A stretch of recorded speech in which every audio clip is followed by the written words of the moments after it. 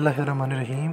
दोस्तों आज हम बताएंगे कि B612 ब्यूटी कैमरा जो है उसके अंदर उन्होंने कुछ अपडेट्स किए हैं और उस अपडेट के अंदर कुछ न्यू फ़िल्टर जो है वो ऐड किए उन्होंने और उन फ़िल्टर का रिज़ल्ट जो है वो आप यकीन जानिए कि बहुत ही आला है, बहुत उम्दा है, बहुत अच्छा है।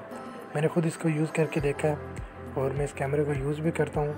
दूसरे नंबर पे ये रिकॉर्डिंग जो आपको वो 5 मिनट की देता है और प्योर फ़िल्टर के अंदर आप दिल चाहे उसमें आप रिकॉर्डिंग भी कर सकते हैं। तो इसकी अपडेट जो है वो आ गई है दोस्तों। इसके अंदर जो फ़िल्टर है वो यूज़ किए गए हैं, न्यू कुछ फ़िल्टर स्टाइल जो मूड है वो ऐड किए गए हैं। और सबसे इम्पोर्टेंट बात ये है इसकी कि ये इंटरनेट के ऊपर जो है वो ऑटो फेस डिटेक्शन वो भी करता है।